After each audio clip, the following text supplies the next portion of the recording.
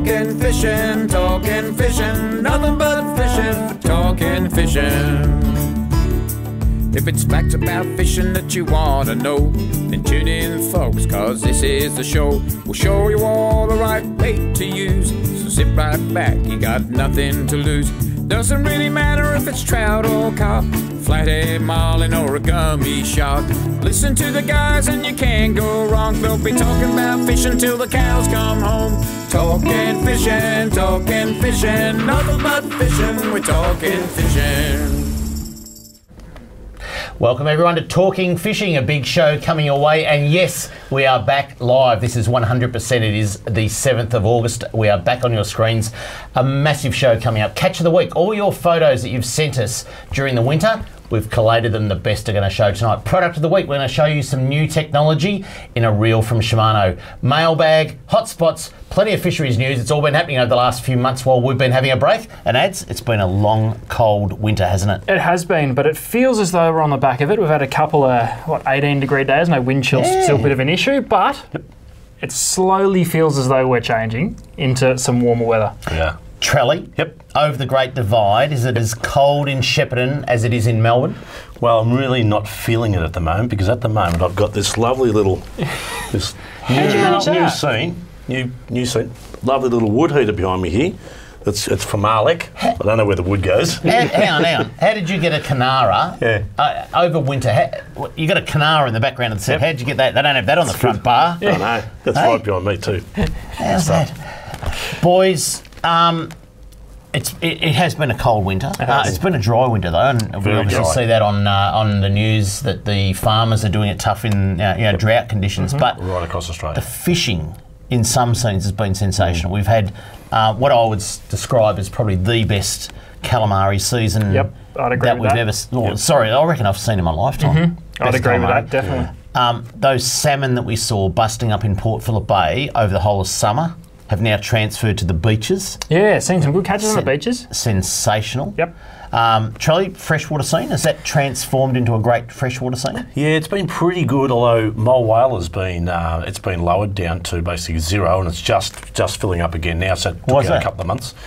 Weed control. So a lot of that sort of weed that's in there trying to control. Well, they let it die off or something, do they? They drain it and let drop it die the water off. so it actually kills the weed. Yeah. The sunlight and all that type of thing, so the weed dries up, the bank stripe. Actually, you go up there and fish it. It reminds you of barra fishing, because it's sort of like you're sitting in the bottom of the creek and you look along the banks and it's all sort of dry. It looks like a rubber. Do they do that every year? No, probably 4 or 5 years maintenance and a bit of weed. But, Now, over the break, Ads, you and I had a first. Did we? Do you know? Yeah, you don't know what it is, do you? Have a look at this. You and I both, a day apart, caught a flounder on soft plastics. Yep. Hey, how good is that? Yep. Do you know we were up on the Gold Coast at the after trade show and we fished. We had a casual day and a competition day, but we both caught a flounder on soft plastics. Now, there's two things wrong with this particular scene here. One's David's shorts. Two. Both flounder were released. Yep. And your skivvy. Yeah, well, you got that wrong because we didn't release because it went home with old mates. Oh, right. And But Trelly, what did you get up to over the winter break? Oh, not much. Floundered around a bit. Floundered around. Let's take a look at a video of you on the Gold Coast the other way. Here we go. Who are you two Muppets? Can't take you two anywhere, I tell you. Told them to leave their phones in the bucket at the door. Oh, there's Maddie. Oh, look, I'm on the bass and you're on the guitar broom. No idea the things we get up to, I tell you what, during the off break. Yeah. Whoop, there you go. Oh, there you go. You're practicing your golf as well. So just missed Maddie by about that much. There you go. The other thing was, boys, I had a trip to Fiji for a few days, and you can imagine that. We talk about third world country. The picture on the left of screen that people are seeing at home now is a Smith's jig made by Halco that must have caught 500 fish. That's the chief of the village that I went in to visit. And anyway, fast forward, the middle photo there, I actually sent 20 over with the boat the following week. So he's got 20 new ones. But have a look at that top right-hand corner. That's how they catch this Spanish mackerel to feed the village. See that lump of timber there? That's wired into the hand line, and That's their paravein, if you like. So the question I've fence got: paling. have we made fishing way too complicated, or do they not know what they're missing out? I reckon Imagine how many more Spanish folk we I got. reckon we've made it way too complicated. But anyway, folks, let's have a look at what's being caught by the people at home. It's time for Catch of the Week. Catch of the Week, brought to you by Shimano, providing reliable, trustworthy, quality fishing gear for your enjoyment. And we're just talking about how good the salmon season is, and head down to Kilcunda. Andrew Kettler, he got some cracking salmon down there last weekend. So this is all, relevant stuff, boys. This is what happened last weekend, but that's a cracking salmon on the metal slugs. Yeah, that's it. And the beaches is sort of slowly getting back to what it used to be. The fish have been a better size. Yeah, this I don't know season about too. slowly, because there's actually, and we'll probably see more in coming weeks, but there is plenty of salmon being caught. And let's have a look down at Venus Bay, not too far away. Mark Otten, he There's got some some good ones. cracking fish. There's some Now, real good ones. we are seeing similar, I know no disrespect to Mark, seeing similar right along the back beaches of the Mornington Peninsula, right along that Venus Bay area, Trelly, and also over Geelong Way, those back beaches of the Surf Coast. Some fantastic salmon being And they're caught on all lures around. too, I'm pretty sure. Mark's fish. Yeah, absolutely. So let's head into Western Port now and the Tyab Bank. It's the capital of calamari, and young Monique Monique Rowe got some fantastic calamari there the other day on the Tyab Bank. Cracking photo. That is. It is. Look at my neck. She's excited. Great photo. Look at that. Also in Western Port, some lovely gummy sharks, because it is the time for gummy sharks, and Brad Hamilton got a cracking fish out of the western entrance. Western entrance is still a ripper, gummy. Yeah. It's still flat out for gummies. Yeah, absolutely fantastic. Now, it is the time where around the full moons, I would say, you get the bigger currents and that, and the snapper will start to arrive in Port Phillip Bay, and we will see some winter snapper coming into Port Phillip Bay and Western Port. And Nathan DeRoss has already been out there. Have a look at that. A lovely, I reckon that's around about a 5 kilo fish. That's a nice But fish. Nathan got a cracker off Mount Martha. Mount Martha's probably going to be the starting point. Yeah, I agree. I agree with that. Which there's been fish caught right the way through. But you know what? I'd be happy with that fish in the middle of snapper season. Absolutely. Let's head inland now, and the old Chinook salmon are absolutely firing Lake Bull and Merri, as they were a year ago. At this time of year. Yeah, from now on, isn't it? Yeah, it's prime time. next couple So of months, they Philip told me. Jordan, he actually come in and saw you in the shop, He did. Ads, and got all the gear, got the advice, Got the bits and pieces. and he got on them all right. And if you haven't tried that, go and have a crack, because they're pretty cool and they're big. Yeah, They all yeah. seem to be big. Yeah. Now, one of the things about Bull and Merri, you can either troll with lures. Yep. Downrigger's probably best. Or you can bait fish there too. Yeah, that's right. And it's pretty much exactly the same as what you do in snapper season. You start a burley trail with pilchards and you catch them on pilchard fillets. Yeah. That's right, fresh water, use pilchards. Next catch of the week, and Trello, I reckon you were down there during our break, I think, Glenelg. Cody Carruthers, a lovely mulloway. Yep. Cody actually got a few mulloway on that trip, but you headed down there, didn't you, during the break? Yeah, we went down there February, I think it was. So yeah, it was. Was it? It's a great. It's a it's going back a little bit, but it was a really nice spot to go. Yeah. Plenty of sheltered areas too. Take your tinny down there. You can. It blows a bit. Conditions are great to fish. The last 4 weeks has been out of control on the mulloway. I don't know what's happened down there, but they seem to be everywhere. Also in the paddo. Yeah. It's been pretty big. Yep. The other thing that happened over winter is that the Victorian Game Fishing Club and the Gippsland Lakes Game Fishing Club ran a comp, a swordfish comp, Victoria's first swordfish comp, and have a look at, this was the winning fish. Sally Burke got a 277 kilo swordfish at a... And that bluefin would have been great bait for Sorry, swordfish. I've got it round the wrong way. Sorry about that. Carly Libreri, I was going to say, got a lovely bluefin tuna down at Portland. Sorry to do that to you, Carly, because I'm one ahead of myself. Just not reading right. But no, that's a fantastic southern bluefin tuna, Carly. And did you also know that Sally Burke got a 277 kilo swordfish down at Lakes Entrance? And what a cracker. There's the new gantry. That is the new capital of, game fishing in Victoria, really. Easily. Yep. Yeah. Well done to Sally. I think it's pending Australian record for that. So if you'd like to send in a pic of your catch of the week, this is what you have to do. If you want to be like me and have your photo on TV, email your fishing pic to info@ifish.com.au. Yeah, I wanna go fishing.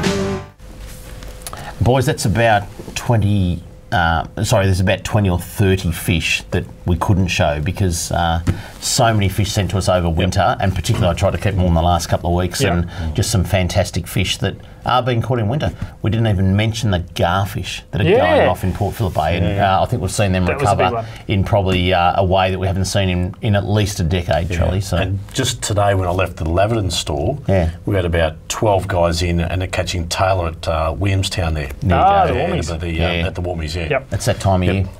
Coming up next, fisheries news. There's plenty of news that's been happening in the last 3 months. See you after this. Talking fishing. We know what you'd rather be doing. We know what you've really got in mind. We know you'd rather be out fishing. And today's the day you're gonna wet a line. 'Cause every day's a good day. Stop wishing. Every day's a chance to drift away. Drift away. Every day's a good day for fishing. See you down and tackle world today. Talking fishing, nothing but fishing. We're talking fishing. Live from the studios of Channel 31 Melbourne, it's now time for some very fishy news. Now, boys, there's been a fair bit happening over the last 3 months. Abalone busts, all the usual crap, that goes on. No, seriously, people going to court and all that. So is it still abalone season? It's abalone poaching season. It's not open season, it's poaching season. Yeah, sorry. And there is actually... Actually, look up... I reckon they should add into the recreational fishing guide. They should have... It'd be easier to print the poaching season than the open season, wouldn't it? Yeah, that's And put more the fines in there. More people fines in there. The scale of fines. Alrighty, let's get into it. We mentioned before we went on the break back in May that Victorian Fisheries Authority has introduced a Women in Recreational Fishing group. Team. There's a word for it. Flock. Conglomerate? I don't even know. Women in Recreational Fishing Forum or something like that. WRF. Anyway. Okay. So, but one of the things they did over winter is announce an ambassador, and Chloe Malloy is the ambassador. Now, Chloe is from the AFLW Collingwood Football Club. So a true champion? Well, I guess. True champion, Collingwood Football. Seasonal tickets, have we? Chloe's, and Google Chloe if you like, and have a look at the accolades, because seriously, she is a up-and-coming rising star of the sport. And there's some really good things happening in that Women in Recreational Fishing Forum that Chloe is going to lead the way. So let's have a look at Chloe Malloy. I'm Chloe Malloy, I'm from the Collingwood Women's Football Club, and I really enjoy fishing. So when I was a child, we used to go out there with Grandpa and Mum and Dad and whoever really wanted to come along, and we'd just go fishing for flatties, snapper. It's nice to, kind of relive those memories and do something that I did once love as a kid, and now I'm doing it. Growing up and balance it, I'll try balance it with football, and it's something different. It's a nice outlet to have. What I love most about fishing is probably catching the fish, but it's pretty amazing being on the water, and time flies when you're having fun, and you probably could spend hours on the water, and just it's away from everything with people that you enjoy being with, and it's nice time to get away. Grab a rod or even a hand reel and just give it a go. You can create some great memories that I've had, and I'm pretty lucky to be reliving them now, and I just encourage anyone to get out there and give it a crack. It's a good time.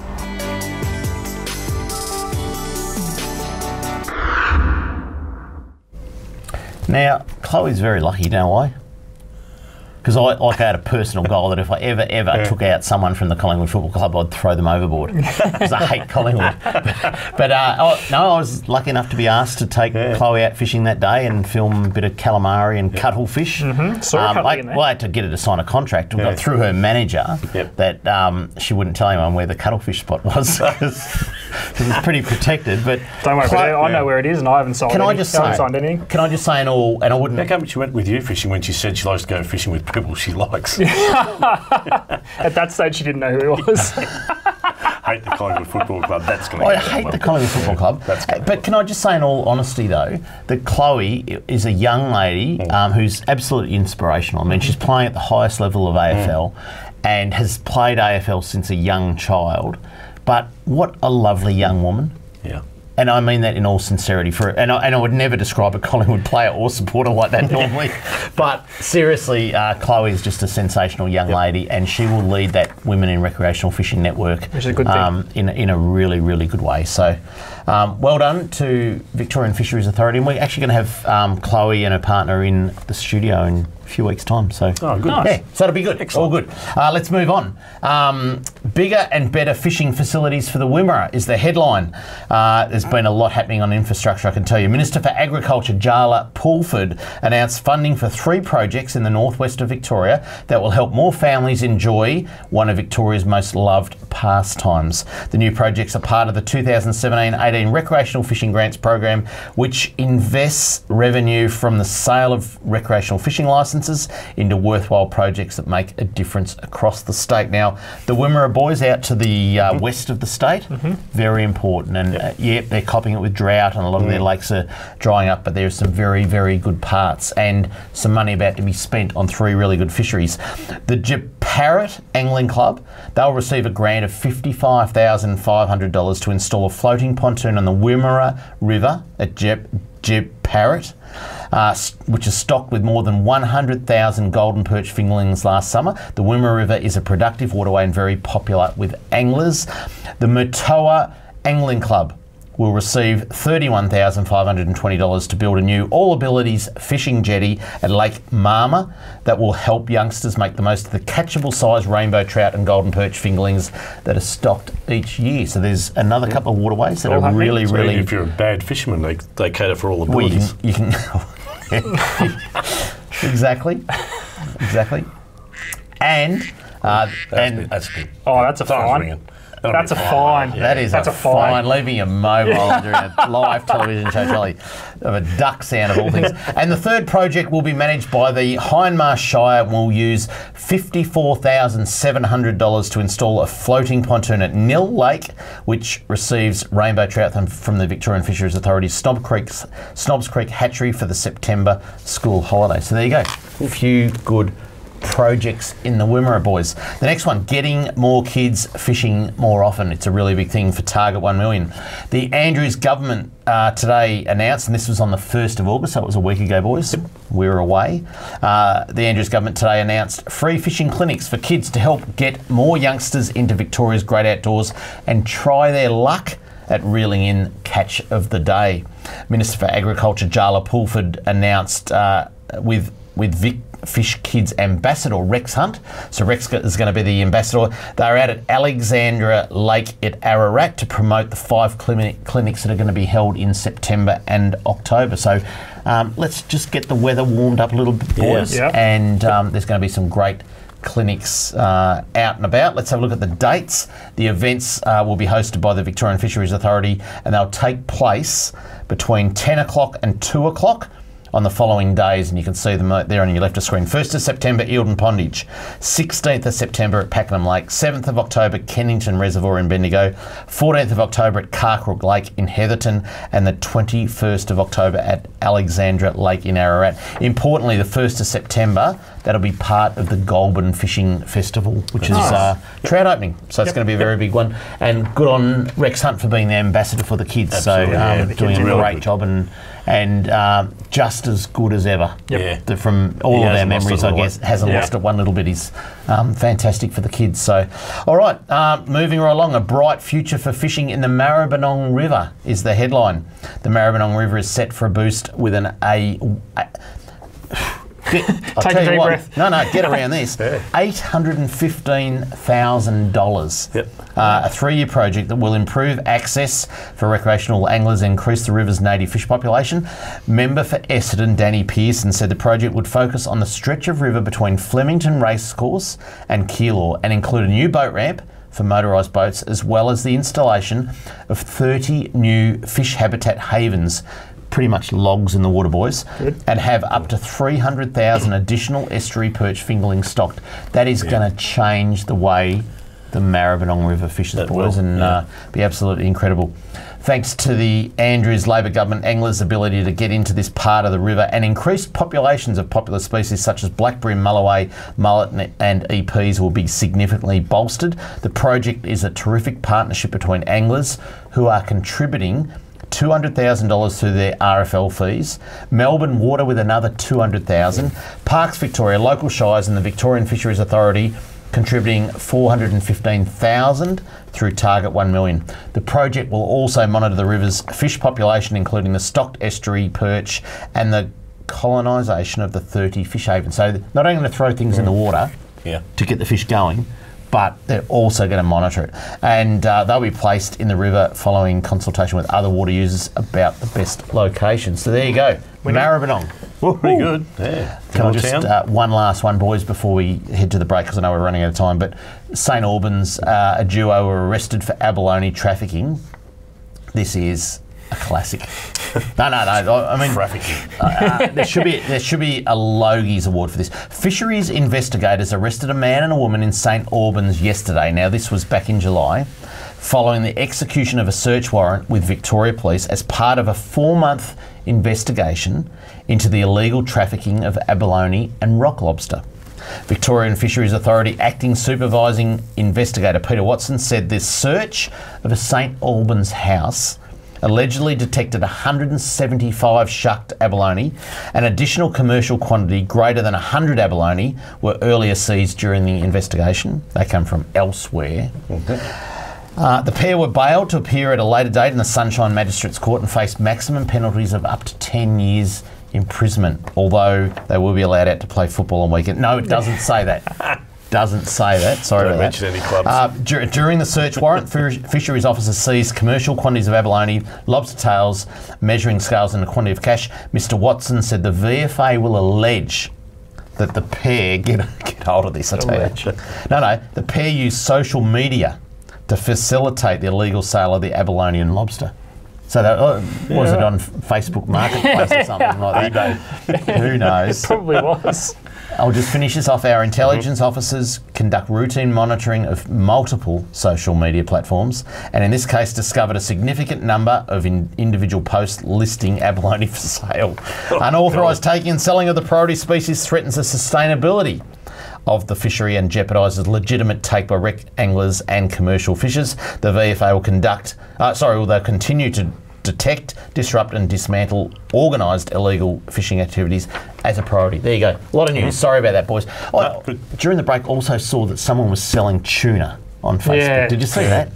Yep. Anyway. That'll be in next week's Wally's Fisheries news. We're over here. Coming up next, product of the week. We're going to show you something very technical that is new to fishing reels straight after this.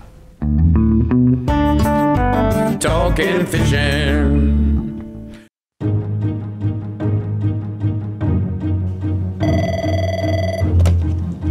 Good morning, spotters. Stephanie speaking.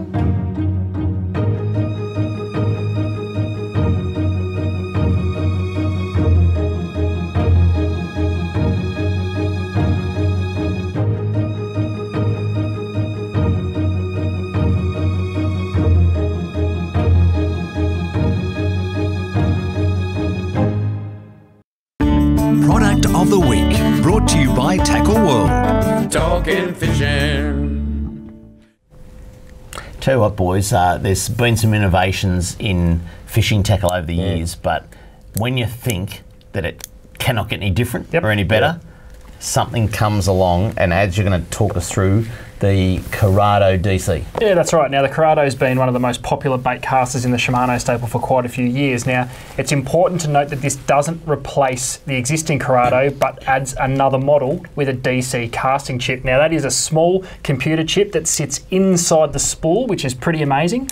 We have seen it before, but in reels that basically you need to take out a mortgage to buy. It's now been put into a lot more affordable package. And just before we break it down and tell you how it's relevant to your fishing adventures, we've got a small video from Shimano to explain the technology. Introducing Shimano DC Braking.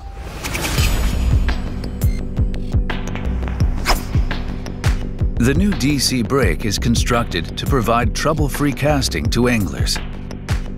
Conventional braking systems require a substantial amount of thumbing to prevent backlash. But DC brake eliminates trouble and reduces thumbing.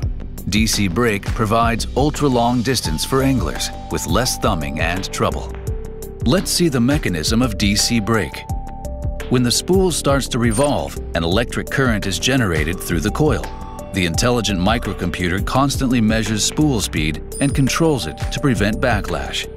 The DC brake system doesn't require any batteries or charging. The microcomputer measures and controls spool revolution at 1/1000th of a second intervals and applies the appropriate amount of brake to prevent backlash. This is an actual casting scene. DC brake can provide trouble-free casting for a wide variety of lures and conditions by simply adjusting the external brake dial.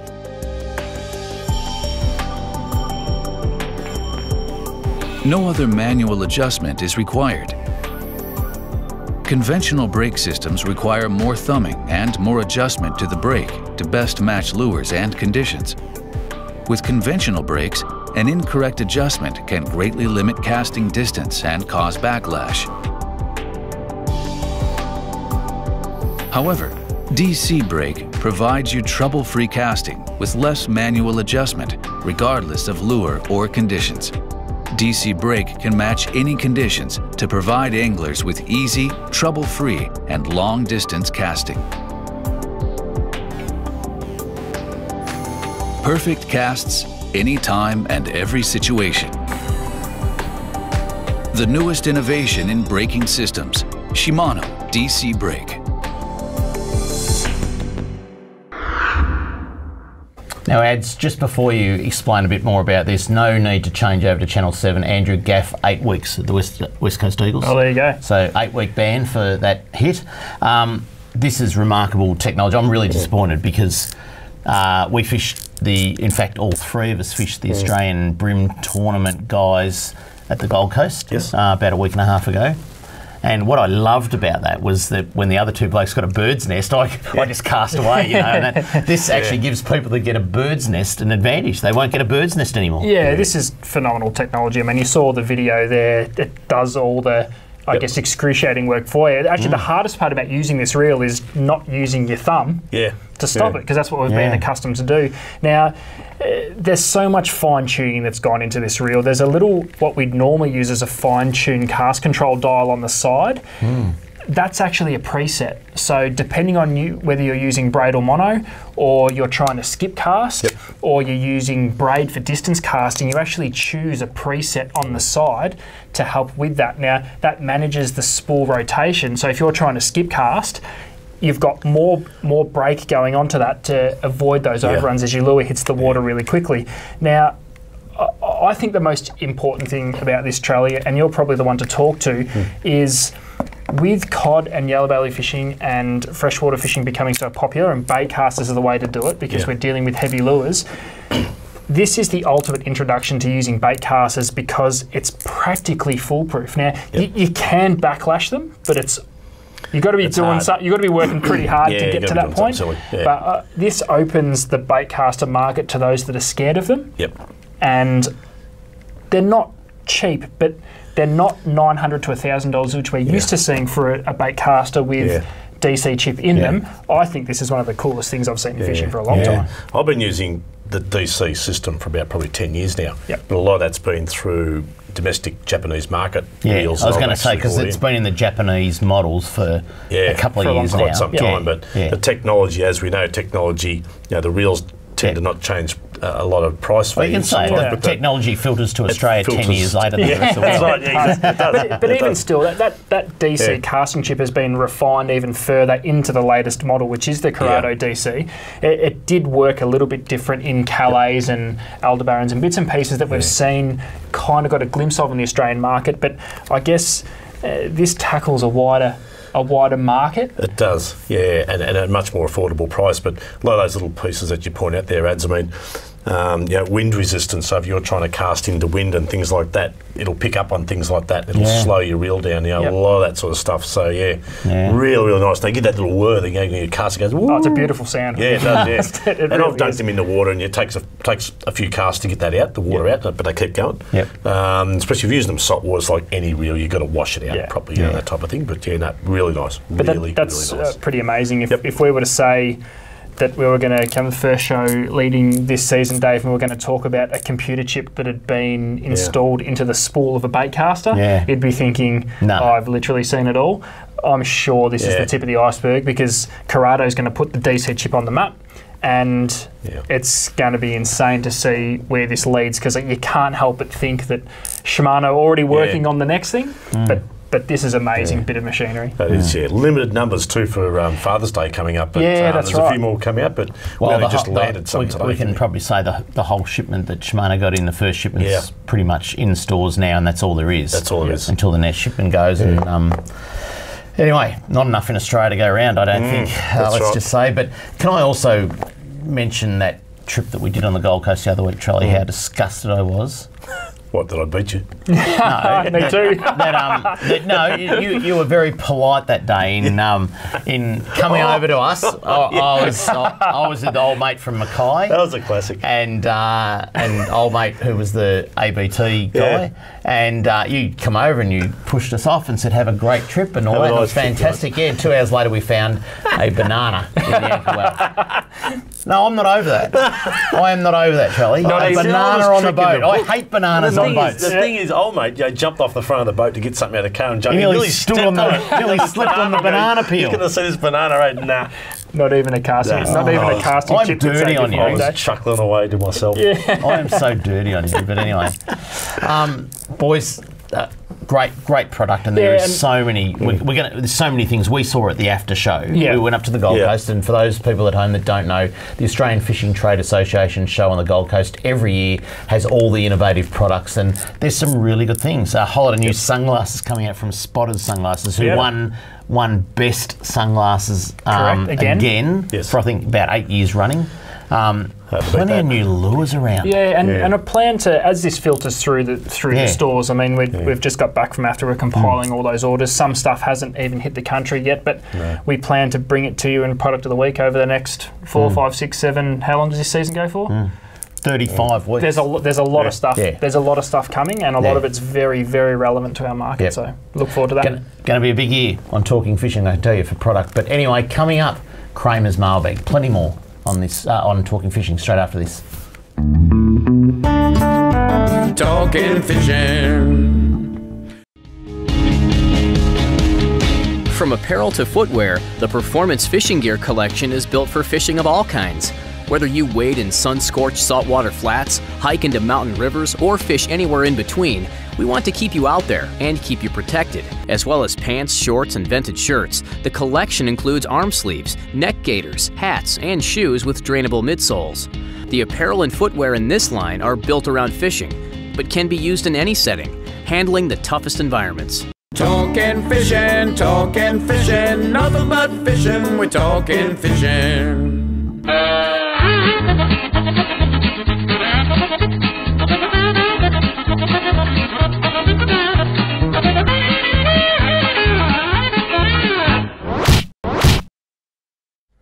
little bit of mailbag while we've been away, boys. I tell you what, this one's serious. Okay. It's not serious. No, this should be serious. They're all serious. It's a serious anyway, face.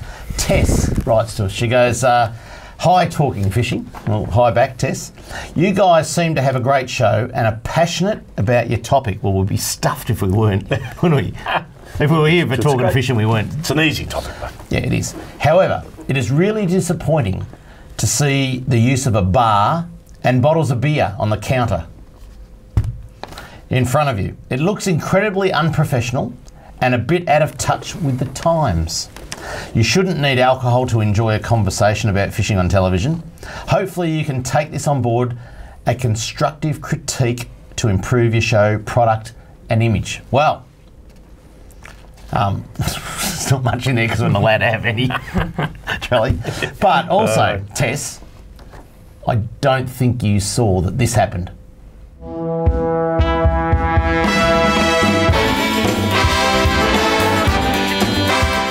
Time now for the last shout. Sure. Who you got for us? Well, it goes to a show that's on Channel 31 and it's called Talking Fishing. This should give you a feel for it.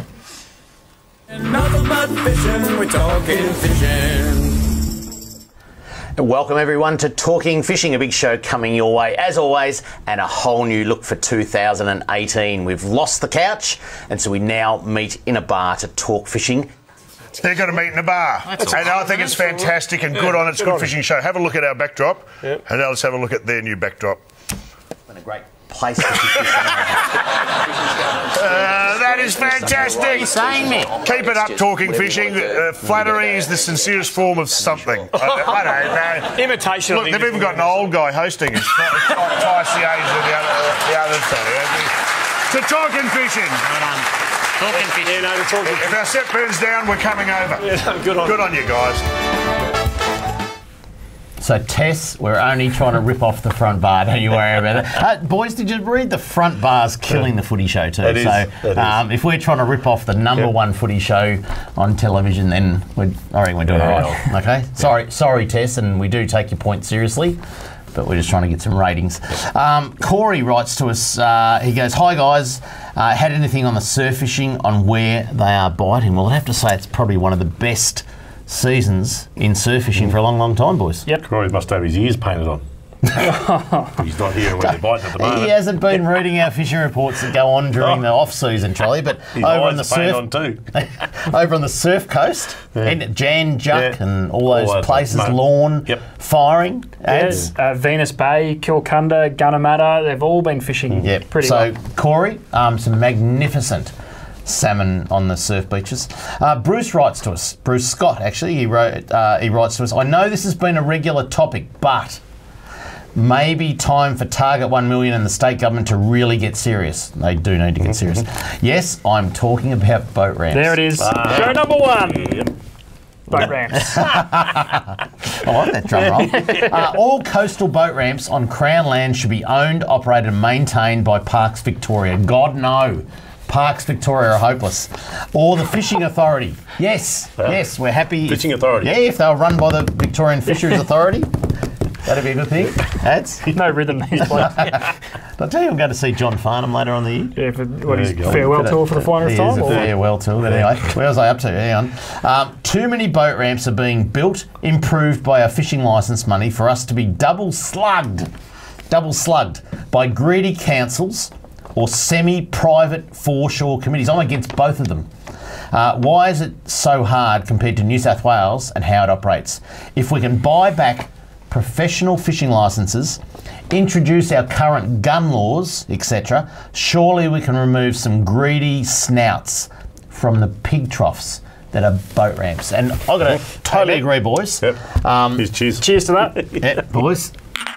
There you go, because boat ramps in Victoria stuffed. Yeah, they are. Basically, all the money from boat licences and boat regos, we've been banging on about this for a long time, going to consolidated revenue. They don't go back to the facilities. Then the greedy councils and committees of management take a fee to launch a boat. And then don't maintain. And then they don't have enough car parks, so when you go out of the car park, they fine you for being in the wrong spot. And none of that goes back into the boat ramps either. That's it. Anyway, going to put their parking meters Bruce, up. couldn't agree with you more, Bruce. The only thing I've got to say is that I know, because I know someone in there, that the minister is getting a lot of mail on boat ramps, and it's not her portfolio, unfortunately. It's the Minister for Ports and the Minister for all the other things, because it's just complicated. Oh, we'll hassle them too then. Yeah. So anyway, it's complicated, but we will be talking about it. Don't you worry over the next few months as we lead into the election. Mick Gardner writes to us, "Hi fellas, just watching the episode where Adam hosted and showed the different lures and wondered why the eye of the hook on a prawn lure is facing forward instead of back as they swim backwards and would look more realistic in the water.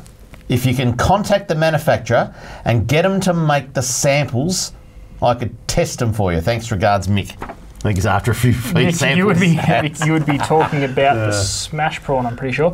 That specific lure, I agree with you, they should probably be rigged backwards, but that specific lure is designed to be fished exceptionally slow, and in order to get a sink rate that looks natural, it needs to be rigged that way. So tell me, most prawn lures rigged from the front? From the front or the back? No, from the head. Yeah, from the head. Which is totally opposite to how a prawn swims. That's Why? right. Well, a number of reasons. There's not a lot of plastic in the tail. Therefore, you find trying to rig them through the tail is extremely hard to get a natural action. Yeah. And a prawn gets its movement out of its tail. So if we go putting hooks and so forth in there, you get no movement. Yeah. You sure it's not as complicated as someone has never sent a fax to China to say put it up the other end? Perhaps it's like the old, flammable and inflammable. Remember they had the inflammable on trucks and they found out, oh, geez, we got it wrong. We got to paint flammable on the petrol bowsers. Oh, they had inflammable for years and years and years. I reckon it's all about sending a fax to China. They just haven't done the fax. They just don't know what a prawn is, do they? No. No. But anyway, there you Mick, go. it's a good question. I tried to give you a half reasonable answer, but the two flogs beside me decided to turn it into a joke. So good on you, Mick. If you'd like to write into Kramer's Mailbag, this is what you do. Send your mail to Kramer's Mailbag, PO Box 734, Patterson Lakes, Victoria 3197, or email kramer@ifish.com.au.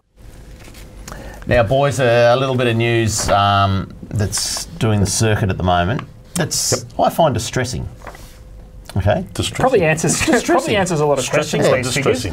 10 years ago, can I just say that 10 years ago, the commercial catch of bream in the Gippsland Lakes was around about the 150 to 200 tonne mark. That's the commercial catch of black bream. Now, people of Gippsland Lakes have been complaining that the bream are getting wiped out. Now, yes, there's some contributing factors like drought and things like that, but also commercial pressure. They'll say it's sustainable. They say that the fisheries for bream in Gippsland Lakes are sustainable. Well, the year before, 16-17, the catch was 32 tonne. So considerably less than 150 to 200 from 10 years ago. But the figures have just been released for the 2017-18 year. The commercial catch for bream in the Gippsland Lakes was 12.9 tonne. I would argue that the 12.9 tonne is not enough revenue to sustain one family, one commercial netter in the Gippsland Lakes as an income. That to me says it's not sustainable. You can't make a living out of it anymore. And what would even 12.9 tonne do for the recreational catch in the Gippsland Lakes? For tourism. Oh, that's right. Getting people back into fishing. Exactly, Because I tell you what, the Gippsland Lakes are stuffed. The town of Lakes Entrance, I think there's now 20 plus shops that are empty. The place is going down the gurgler unless someone does something about it and gets rid of the netters, gets the bream populations back up, and gets people out fishing and the tourists coming back in, then the Gippsland Lakes is stuffed. And everyone goes past it and goes to Lake Tyers, and that's why something's got to be done. 12.9 tonne is absolutely disgusting. If that's all they can catch, because there's no more bloody fish, they've got to do something about it. I tell you what. Up next, the Hotspots, and it won't be the Gippsland Lakes. See you after this. Talking fishing. G'day, Callan here from Paul Worslam's Tackle World Cranbourne. Supercharged batteries have been supplying maintenance-free marine batteries since 2001. The Seamaster Gold range is second to none, delivering superior starting power and reserve capacity. No need to top up with water, truly a fit and forget battery. With up to 2 years replacement warranty, you know you have quality.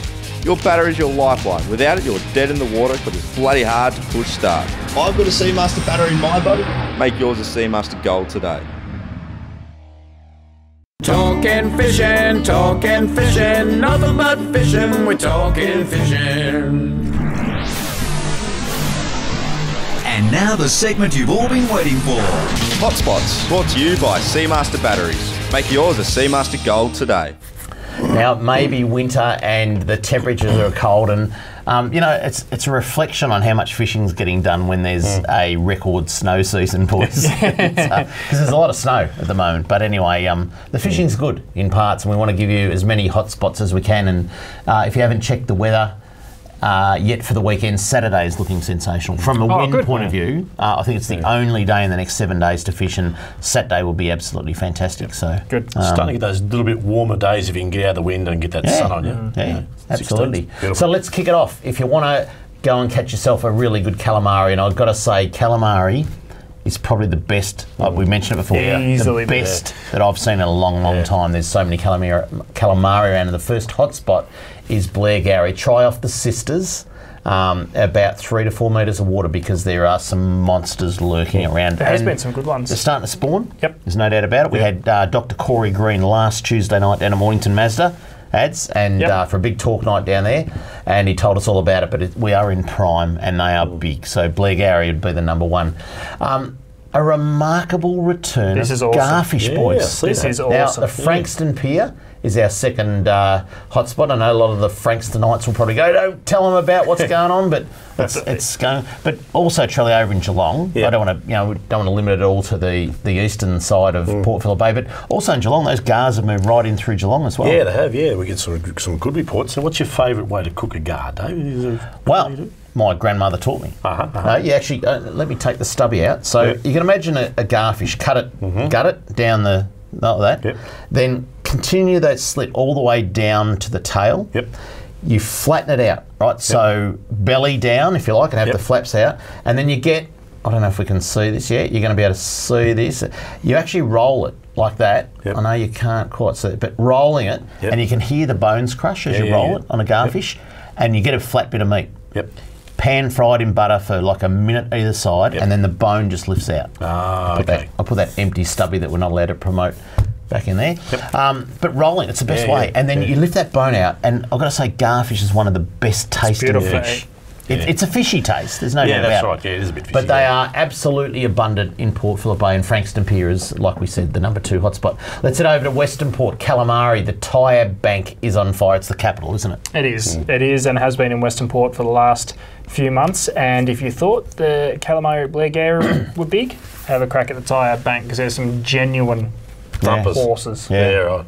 Let's head over, a little bit south of there, and if there's a bit of a northerly wind, this is a great place to go. The Flinders Pier is also holding some very big calamaris. We saw young Harry Bold from Tackle World Mornington got down there a couple of times in the last couple of weeks and got some beautiful fish. So Flinders Pier, absolutely on fire. Trelly, Lake Bullen-Merri, Chinook salmon, it is the time of year, isn't it? Yeah, that's right. Now, from now on, next couple of months, we get a few of those lakes over that way, and it's going to fish really well. There's no better person to ask than Chris that works down in Tackle in Trelly's Geelong. For those that have been watching iFish, Paul Worsling's iFish over on 1HD, Chris did a session down there on the Bullen-Merri Chinook salmon, and they got a few. And just nice fish. If you want to talk, I mean, there's I wouldn't say just turn up like your normal trout fishing and go and Tassie Devil flatlining. You've got to really get either downriggers out or paravanes. You really want to read your sounder, see where either the fish are or the thermocline is.